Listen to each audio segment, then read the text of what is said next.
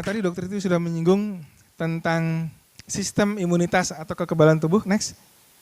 Ada dua ya, kekebalan bawaan dan kekebalan yang adaptif. Ya. Next. Yang kekebalan bawaan ini otomatis kerjanya, terus tapi tidak spesifik. Ya. Otomatis tidak spesifik terus dan tidak punya memori. Ya. Jadi ada lebih kurangnya dan tubuh kita punya dua-duanya. Ya. Jangan salah. Sedangkan yang adaptif dia perlu waktu, spesifik, dan punya memori. Ya. Kalau kita gabung kekebalan ini, luar biasa dahsyatnya kekebalan kita. Next. Kita coba bahas yang kekebalan bawaan ya. Cirinya otomatis, tidak spesifik, tidak punya memori. Next. Nah, kalau diumpamakan ini seperti benteng. Ya. Seperti benteng yang punya sungai-sungai, jebakan sungainya, ya, punya macam-macam pertahanan di situ, dia otomatis sudah ada di situ bentengnya, terus tidak spesifik, penyakit apapun ditahan dengan benteng itu, next, tapi tidak punya memori. Ya, kalau penjahatnya canggih, dia bisa menembus, bisa loncat di benteng itu. Ya, next. Nah, contoh ya kekebalan bawaan adalah kulit, ya. Kulit, rambut, kelenjar keringat, ya. Dia melindungi terhadap apa? Terhadap macam-macam penyakit, asal dia tidak bisa menembus kulit, ya. Next. Nah, asam lambung juga ada, ya, kekebalan bawaannya. Kemudian ASI juga ada kekebalan yang non spesifik. Tadi dokter Tio sudah katakan. Next. Nah, juga di saluran pernafasan kita bisa lihat bagaimana banyaknya silia, ya, rambut-rambut getar yang punya mekanisme mengeluarkan bakteri-bakteri dalam tubuh. Ya. Kita lihat di situ bagaimana dalam mikroskop elektron banyak sekali rambut-rambut getar dalam saluran pernafasan kita. Next. Nah, kalau kekebalan adaptif ya, dia cirinya perlu waktu. Dia butuh dipanggil dulu nih pasukannya. Tapi dia spesifik dan punya memori. Ya, punya memori. Jadi kalau udah pernah berkenalan dengan bibit penyakitnya, dia akan diingat-ingat. Next. Nah, kita lihat. Ini agak rumit ya sel-selnya. Nggak usah dibikin pusing.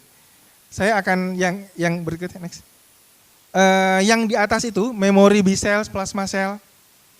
Hasilnya antibody. Jadi ketika kita bicara kekebalan spesifik, produknya antibody. Antibody spesifik untuk penyakit tertentu. Ya. Di samping antibody, juga ada yang namanya active killer T cell, limfosit T.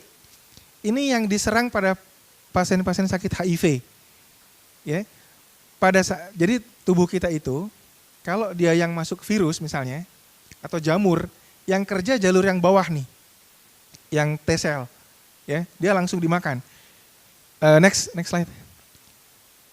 Jadi kita lihat berbicara masalah kekebalan humoral, masalah antibody, ya. Next. Kemudian kekebalan yang seluler, sel limfosit T. Ini dua-duanya aspek dari kekebalan spesifik, ya. Kayak BCG itu urusannya ini sel T. Tapi seperti DPT urusannya yang sebelumnya antibody, ya. Next. Ini di saluran nafas kita ada dua-duanya, kita lihat yang innate dan adaptif, ya. Ada dua-dua mekanisme bekerja. Next. Terus. Nah, orang itu bisa kebal setelah infeksi alamiah. Kita lihat ya. First exposure yang pertama, kita sakit. Tapi setelah sakit, kekebalan tubuh kita bikin tentara yang spesifik. Sehingga ke second exposure, paparan kedua, kita kebal, you don't get sick. Contohnya cacar air atau campak. Iya kan? Contohnya cacar air atau campak. Tetapi, ya kalau cacar air, kalau polio, kebal tapi lumpuh dulu. Mau nggak? Kebal tapi lumpuh dulu. Difteri misalnya. Kebal tapi lehernya dibolongin dulu. Kena serangan jantung dulu. Mungkin nggak selamat ya.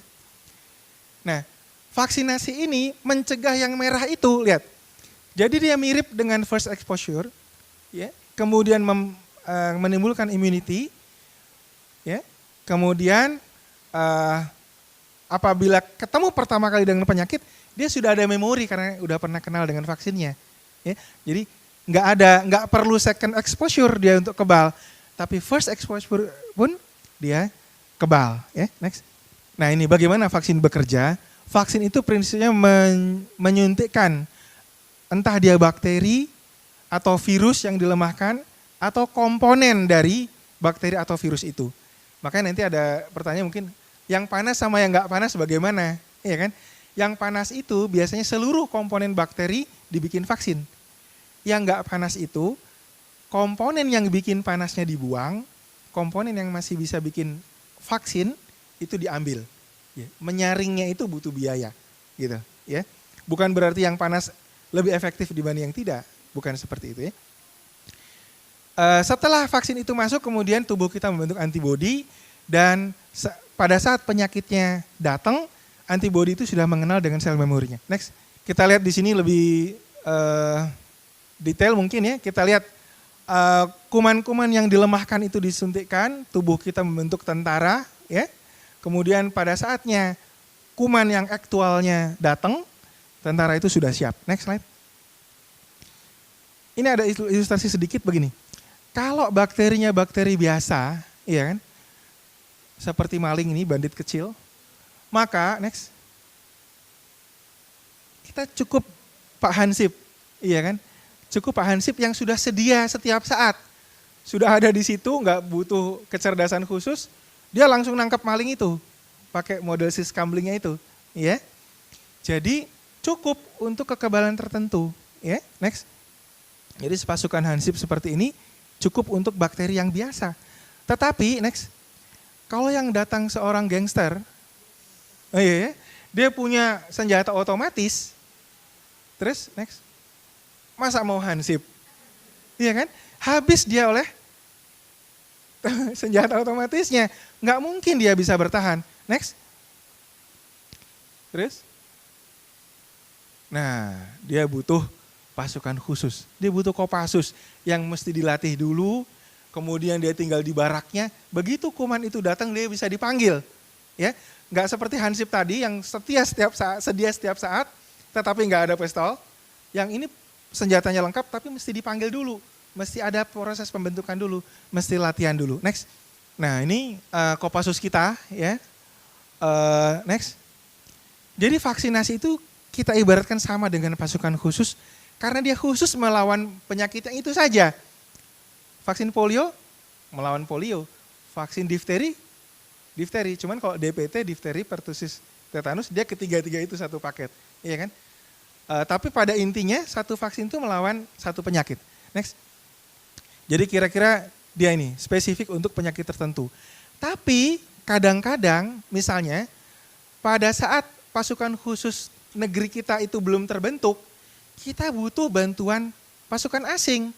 Misalnya pada kasus ketika seorang ibu sakit hepatitis B, ya, lahir, itu bukan hanya vaksinasi sedini mungkin, tetapi ada terapi namanya hepatitis B imunoglobulin. Ya, ini ibaratnya ada bantuan pasukan asing. Tetapi pasukan asing ini sementara sifatnya. Ketika dia sudah bisa bikin pasukan khusus sendiri, maka dia akan pergi. Karena mahal nih nyewa pasukan asing. Iya enggak? HBIG itu 1,5 juta. Hepatitis B itu cuman ratusan ribu. Ya, enggak sampai 200 ribu.